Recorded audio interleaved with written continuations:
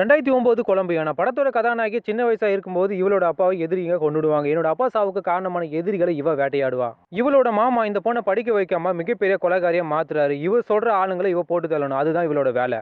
இவ ஒவ்வொரு ரவுடியை கொலை பண்ணும்போது ஒவ்வொரு அடையாளத்தை விட்டுட்டு போவா. போலீஸ் இவளை கண்டுபிடிக்க ட்ரை பண்ணிக்கிட்டு இருக்காங்க. ஆனா அவங்களால முடியல. இந்த படத்துல எனக்கு பிடிச்ச விஷயம் என்னன்னா, இவ கொலை பண்ண வேண்டிய ரவுடி ஜெயிலுக்குள்ள இருப்பான். இவளே போலீஸ் கிட்ட மாட்டிக்கிட்டு அதே ஜெயிலுக்கு இவளும் போவா. அங்க யாருக்குமே தெரியாம நாசுக்கா அந்த கொலையை பண்ணுவான். அதுதான் இந்த படத்துல மிகப்பெரிய ட்விஸ்ட். ஒரு போலீஸ்காரர் இவ விட்டுட்டு போற அடையாளத்தை வச்சுக்கிட்டு இவளை கண்டுபிடிக்க ட்ரை பண்ணிக்கிட்டு இருக்காரு. ஆனா இவர் கிட்ட நெருங்க நெருங்க இவளோட தூரம் அதிகரிக்குது, பிரச்சனையும் அதிகரிக்குது. இவ கொலைகாரின்னு தெரியாம அப்பாவி பையன் ஒருத்தன் காதலிப்பான். இவங்க எப்ப மீட் பண்ணாலும் எப்பவுமே மஜாவா இருந்துகிட்டே இருப்பாங்க. ஒரு பக்கம் ரவுடி கும்பல் தேடிக்கிட்டு இருக்கு, இன்னொரு பக்கம் போலீஸ்காரன் தேடிக்கிட்டு இருக்காங்க. ஆனா இவங்க கிட்ட மாட்டாத கேட்டி இவளோட காதல் எடுத்த ஒரே ஒரு செல்ஃபி போட்டோவால மாட்டிப்பா. எதிரிகிட்ட இருந்து தப்பிக்கிற சீன்ஸா இருக்கட்டும், இந்த படத்தோட ஆக்ஷன் சீக்வன்ஸா இருக்கட்டும், எல்லாமே வெறித்தனமா இருக்கு. அதுதான் இந்த படத்துக்கு மிகப்பெரிய பிளஸ். இந்த படம் ரொம்ப விறுவிறுப்பா போகும். த்ரில்லர் ஆடியன்ஸ் இந்த படத்தை கண்டிப்பா உட்காந்து பார்க்கலாம். அந்த அளவுக்கு சூப்பரான movie the Colombiana Ethirneechal. 2016 bounty hunter. வேலை வெட்டி இல்லாத 2 நண்பர்கள். அப்படியே வேலை கிடைச்சாலும் அதை கூட சரியா பயன்படுத்த மாட்டானுங்க. அங்க கூட காமெடி பண்ணிக்கிட்டே இருப்பானுங்க. ஏதோ வாழ்ந்தமா செத்தமா அப்படின்னு வாழ்ந்துகிட்டு இருக்கிற 2 ஜென்மம். இவங்களோட வாழ்க்கை இப்படியே போயிட்டு இருக்கு. ஒரு பணக்கார பையன் இந்த ஊருக்குள்ள இருக்கிற அழகான ஹோட்டல பாம் வச்சு வெடிக்க வைக்கிறான். ஏன் பண்றான், எதுக்கு பண்றான் அப்படின்னு அவனுக்கும் தெரியல. இவன் அடுத்து எந்த ஹோட்டல்ல வெடிகுண்டு வைக்க போறான் அப்படின்னு இதை தடுத்து நிறுத்தியே ஆகணும் அப்படின்னு ஒரு கும்பல் போராடிக்கிட்டு இருக்கு. அந்த கும்பலுக்கிட்ட நம்ம கதாநாயகர்கள் 2 பேரும் மாட்டிக்கிறாங்க. இந்த கும்பலுக்கிட்ட இருந்து தப்பிக்க இவனுக்கு 2 பேரும் பிளான் பண்றானுங்க. ஆனா அவங்க நாங்க பணம் கொடுக்குறோம், எங்களுக்காக வேலை செய்றீங்களா அப்படின்னு கேட்ட உடனே இவனுங்களும் பணத்துக்காக ஒத்துக்கிறானுங்க. அதுக்கப்புறம் வேலை வேலை வேலை வேலை. உண்மையிலேயே இந்த கும்பல் நல்லவங்களா கெட்டவங்களா? இந்த கும்பலோட தலைவியை நம்ம கதாநாயகன் ஒன் சைடா காதலிப்பான். அவளோட வாழ்க்கை வரலாறு கேட்ட உடனே இவன் உட்காந்து சிரிப்பான். அதுதான் இந்த படத்துக்கு மிகப்பெரிய பிளஸ். இதுக்கப்புறம் நடக்க போற ஆக்ஷன் சீக்வன்ஸ், கார் ரேசிங் எல்லாமே வெறித்தனமா கொடுத்துருக்காங்க. அங்கங்க செக்ஸியான சீன்ஸ்லாம் வரும். அதெல்லாம் அவாய்ட் பண்ணிடுங்க. ரொம்ப ஜாக்கிரதையா தனியா பாருங்க. இந்த படத்துல சண்டை போடும்போது காமெடி பண்றானுங்க, சீரியஸான இடத்துல காமெடி பண்றானுங்க. ஹீரோவை விட ஜோக்கருக்கு தான் அதிகமான சண்டை காட்சிகள் கொடுத்துருக்காங்க. அதுதான் இந்த படத்துக்கு மிகப்பெரிய பிளஸ்னு சொல்லலாம். அதே சமயம் பாசிட்டிவ் நெகட்டிவ் எல்லாமே. பவுண்டரி ஹண்டர்ஸ் கலாட்டா காமெடி.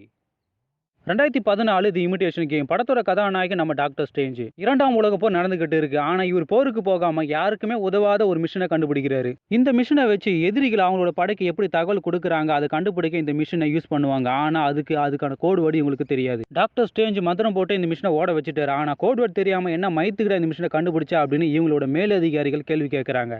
இந்த நாட்டுக்குள்ள கணக்குல புலியா இருக்கிறவங்களை கண்டுபிடிச்சு ஒரு டீமை ஃபார்ம் பண்ணி கண்டுபிடிக்கிறாங்க. அப்போ கூட இவங்களால முடியல. இந்த குரூப்ல இருக்கிறவங்க யாருமே ஒத்துமையா இருக்கவே மாட்டாங்க. எப்ப பார்த்தாலும் சண்டை போட்டுக்கிட்டே இருப்பாங்க. இந்த குரூப்ல இருக்கிற பொண்ணு மட்டும் நம்ம டாக்டர் ஸ்ட்ரேஞ்ச காதலிப்பா. ஆனா அவர் கண்டுக்க மாட்டாரு. இவங்களோட மேல் அதிகாரி இன்னும் 2 நாள் தான் உங்களுக்கு அவகாசம். அதுக்குள்ள அந்த மிஷனோட கோட் வேர்டை கண்டுபிடிங்க. அப்படி இல்லைன்னா அதை தூக்கி காயலங்கள்ல போடுங்க. இவங்களும் முக்குவாங்க முணுவாங்க. ஒரே ஒரு சின்ன குழு தான் கிடைக்கும். அது கூட இவங்க கண்டுபிடிக்க மாட்டாங்க. யாரோ ஒருத்தன் கண்டுபிடிச்சு சொல்லுவான். ஒரு வழி அந்த கோடை வச்சுக்கிட்டு எதிர்நாட்டை வீழ்த்தி இவங்க போர்ல ஜெயிச்சாங்களா இல்லையா அப்படின்னு படம் முடிகிறது. இந்த படம் பொறுமையா போகும். என்னதான் இந்த படம் நல்லா இருந்தாலும் இந்த படத்துல ஆக்ஷன் சீக்வன்ஸ் கிடையாது. எல்லாத்தையும் ஒரே ரூம்ல வச்சு எடுத்துட்டாங்க. ஆனா இந்த படம் ஏகப்பட்ட அவார்டுகளை வாங்கி குவிச்சிருக்கு. இது ஒரு வார் படம் அப்படின்னு சொன்னாங்க. ஆனா இதுல வாரே கிடையாது. த்ரில்லர் ஆடியன்ஸுக்கு இந்த படம் கண்டிப்பா செட்டே ஆகாது. தி 2010 ரிலீஸ் ஆன தி அமெரிக்கன். படத்தோட கதாநாயகன் ஒரு கான்ட்ராக்ட் கில்லர். ஏகப்பட்ட கொலைகள் பண்ணிருக்காரு. பணம் கொடுத்தா யார் வேண்டுமானாலும் கொலை பண்ணுவார். கூட இருக்கிறவங்க கூட கொலை பண்ணுவாரு. படத்தோட ஸ்டார்டிங் சீன்ல இவரும் இவரோட காதலியும் மஜாவா இருப்பாங்க. இவரை கொலை பண்ண ஒரு சில எதிரிகள் அங்க வந்திருப்பாங்க. ஆனா கடைசியில இவரோட காதலியை கொன்னுடுவாங்க. காதலி அம்போன்னு விட்டுட்டு இவர் வேற ஒரு ஊருக்கு ஓடி போயிடுவார். அங்க இருக்கிற இவரோட நண்பர் ஒரு ரூம் எடுத்து தங்க வைப்பார். அங்க கூட இவருக்கு எதிரிகள் வந்துகிட்டே இருப்பாங்க. எல்லாத்தையும் சமாளிச்சு தூங்கும்போது கூட துப்பாக்கி வச்சே தூங்குவார்ப்பா.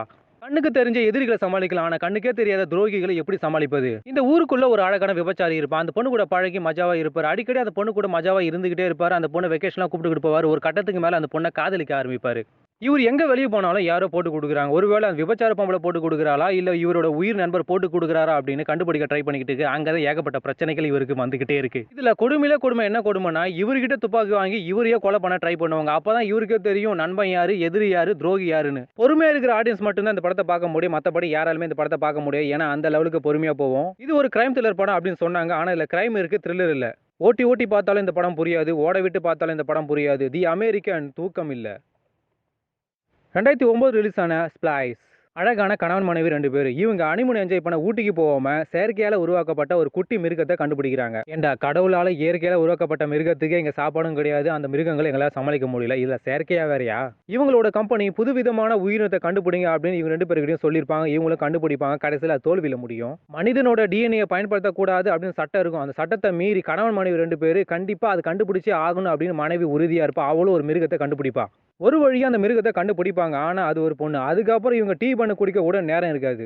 ஆரம்பத்துல அந்த மிருகத்த பார்த்து இவங்க பயப்பட ஆரம்பிப்பாங்க. அதுக்கப்புறம் போக, போக, போக அந்த குழந்தை மாரி வளர்க்க ஆரம்பிப்பாங்க. ஆனா பிரச்சனை தான் இவங்க வளர்த்துக்கிட்டு இருக்காங்க அப்படின்னு அப்ப அவங்களுக்கு தெரியாது. இந்த மிருகம் வளர, வளர இதோட சேட்டைகள் அதிகமாயிடும். இது வெளிய தெரிஞ்சா பிரச்சனை ஆயிடும் அப்படின்னு இவங்க பழஞ்ச ஒரு பங்களாக்கு கூட்டுக்கிட்டு போயிடுவாங்க. அங்கேயும் பிரச்சனை அதிகமாகும். ஒரு கட்டத்துக்கு மேல அந்த மிருகம் வயசுக்கு வந்துரும். கதாநாயகன இவ காதலிக்க ஆரம்பிப்பான். ஆனா கதாநாயகன் எதிர்த்தாலும், ஆனா ஒரு கட்டத்துக்கு மேல அவரும் அந்த மிருகத்த கூட ஜல்சா பண்ணிடுவாரு. எல்லாருமே இந்த படத்த உட்கார்ந்து தனியா பாருங்க. ஏன்னா இது அந்த மாரி, இந்த மாரி, எந்த மாரி இது ஒரு கேப் மாரி. ஸ்ப்ளைஸ் இயற்கையோடு விளையாடாதே!